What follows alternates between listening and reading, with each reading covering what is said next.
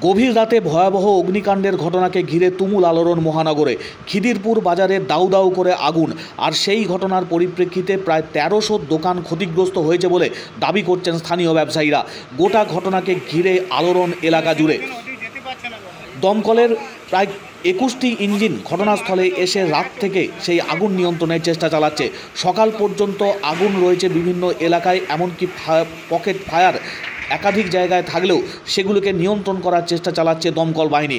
দমকল মন্ত্রী সুজিত বসু সহ অন্যান্য আধিকারিকরা ঘটনাস্থলে পৌঁছেছেন এবং ব্যবসায়ীরা তারা যেটা অভিযোগ করছেন, আগুন লাগার দীর্ঘ সময় পর দমকলের ইঞ্জিন ঘটনাস্থলে এসে উপস্থিত হয়।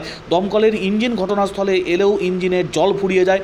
কারুর জ্বালানি তেল সংক্রান্ত সমস্যা এরকম রয়েছে দমকলের গাড়িতে, এমনটাও অভিযোগ করছেন ব্যবসায়ীরা। তার জেরে ক্ষোভ প্রকাশ করেছেন স্থানীয় এলাকার ক্ষতিগ্রস্ত ব্যবসায়ীরা। দমকল বাহিনীর কর্মীদের ঘিরে বিক্ষোভও দেখান তারা। দমকল মন্ত্রী সুজিত বসু তিনি ঘটনাস্থলে গিয়ে উপস্থিত হন।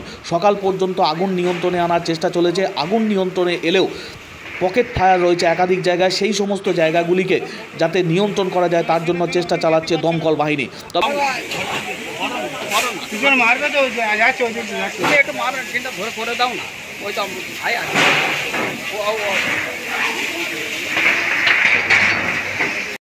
একটা গাড়ি আসতে গেলে সময় লাগবে তো।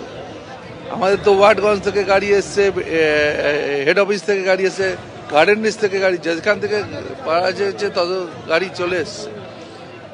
আর আমাদের লোকেদের জীবন বিপন্ন করে কাজ করে, যে দোকানও প্রচুর আছে, যাদের ঠিকভাবে দোকান করাটাও ঠিক, তারাও ঠিক মতো অনেক সময় করে না। আমি কারোর দোষ দিচ্ছি না, একটা ইনসিডেন্ট হয়েছে, আমরা দেখবো। ট্রেনের জন্য ওদিকে যেতে পারছে না।